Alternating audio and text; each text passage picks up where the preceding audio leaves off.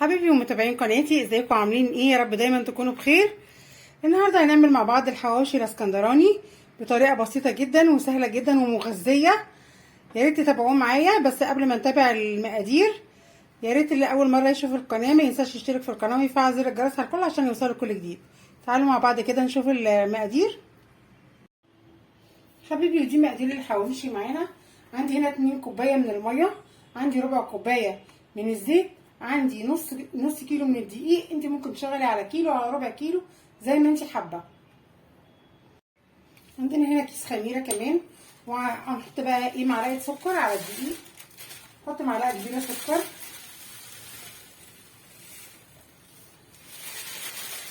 معلش عشان ده سكر اسمر بيطلع فيه ايه كتل صغيره كده. نحط معلقه سكر ونحط رشه ملح صغيره بما يعادل نص معلقه صغيره ملح تقريبا.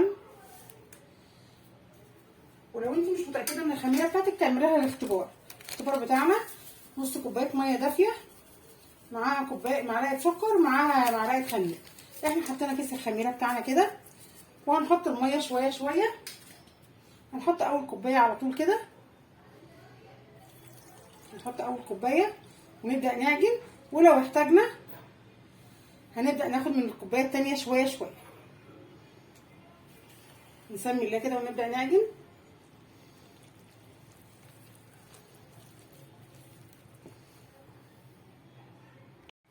طبعا هناخد من الكوبايه بتاعتنا التانيه زي ما قلت لكم شويه شويه كده لغايه ما تشكل عندنا عجينه طريه بس مش بتلزق، عجينه طريه نقدر نشكلها. هلم العجينه بتاعتي كويس واشوفها قبل ما احط ميه تاني، طبعا حسب الدقيق بتاعك، بس برضو لازم يكون ايه تزويد الميه شويه بشويه. حبيبي، والعجينه بتاعتي بعد ما بدات تلم معايا كده انا بزود لها ربع كوبايه، لا سمنه لا زيت لا زبده، اللي يعجبكم واللي يريحكم، اللي تفضلوه واللي عندكم واللي متاح عندكم تزودوه عليها. تبداوا بقى تعجنوها كويس قوي لمده 10 دقايق ربع ساعه. عايزينها عجينه كويسه قوي تتفرد معانا بسهوله وما تكونش بتلزق في ايدينا، بس طريه جدا نقدر نفردها. نكمل بقى عجن ونرجع تاني.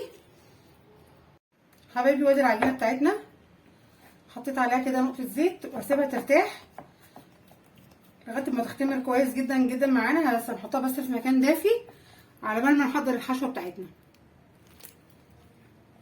حبايبي، ودي التوابل اللي هنحطها على الحواوشي بتاعنا. هنا معلقه صغيره جنزبيل، معلقه كبيره من البابريكا، معلقه صغيره من الفلفل الاسود، معلقه صغيره من القرفه، معلقه صغيره كزبره ناشفه، معلقه ملح، وحدتين مرقه لحمه. عندي هنا جزرتين بقى عشان اعلي القيمه الغذائيه عشان ولادنا. عندي فلفل عادي، عندي فلفل حامي، عندي نص كيلو بصل، عندي فصين 3 من الثوم. هفرمهم في الكبه وارجع لكم. حبايبي بقى، وبعد ما فرمت الحاجات بتاعتي كلها كده بالشكل اللي انتم شايفينه ده، هنجيب هنا بقى عندي ايه نص كيلو لحمه، هنزله كده عليهم. الريحه ما اقولكوش تحفه تحفه تحفه. هنا عندي بقى 100 جرام من الليا، انا بشرته طلعته من الفريزر وبشرته. لازم الحواوشي بيحب الدهون، لا دهنه لا ليا. نبدا بقى ايه التوابل بتاعتنا ريحتها قلب الدنيا، ريحه مش قادره اقول لكم جامده جامده جامده. بتاعتنا حلوه قوي قوي قوي. نحط كمان مرقه اللحمه بتاعتنا تدي طعم حلو قوي. في كيس كده بتاع خلطه، لو ما لقيتوش بقى حضري التوابل دي في البيت بتدي ريحه فظيعه جدا جدا. انا مش قادره اقول لكم الريحه عامله ازاي. هنخلط بقى كويس جدا كل الحاجات دي مع بعضها، نخلطها كويس قوي قوي قوي لغايه ما تمتزج الكميه كلها مع بعضها. وبعدين نحطها شويه في الفريزر لغايه ما العجينه بتاعتنا ايه تخمر. عايزين نخلي كل الخلطه دي ايه حاجه واحده تمتزج كويس جدا. شوفوا بقى دي اللحمه بتاعتنا بعد ما خلطناها الحاجات بتاعتنا اختفت فيها خالص ازاي، واللحمه ظهرت. طبعا الحاجات اللي احنا حاطينها دي كلها خضار، طبعا ولادنا ما بياكلوش اساسا في العادي، فدي حاجه بالنسبه لهم كده ايه مغذيه، اي كلام وخلاص. ممكن تهرسي، ممكن تجيبي بطاطستين تسلقيهم وتهرسيهم وتحطيهم برده يبقوا جمال جدا.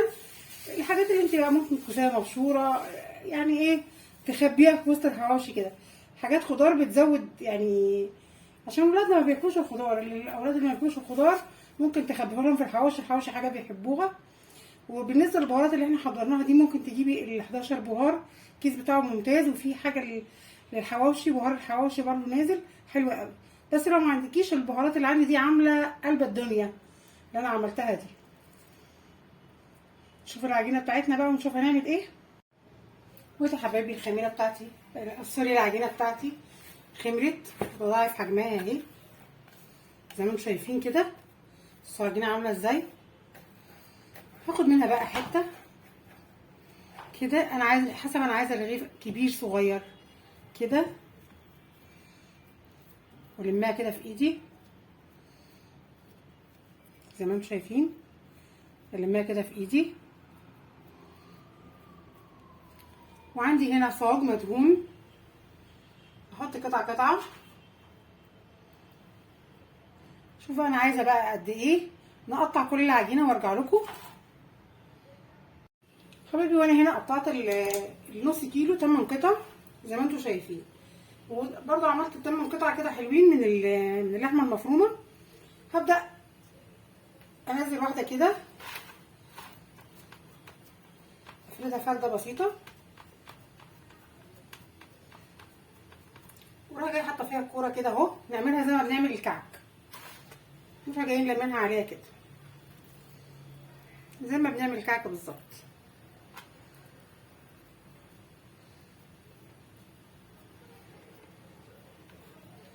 وراح جايه عاملاها كده وحطاها، واخد واحده غيرها، وراح جايين هعمل معاكم واحده تاني اهي، نفردها بالمنظر ده كده.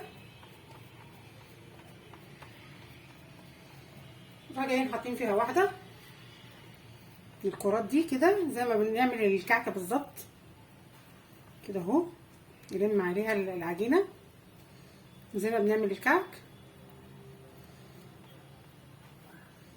وراح جايه حطاها، ونكمل بقى الكميه كلها بنفس الشكل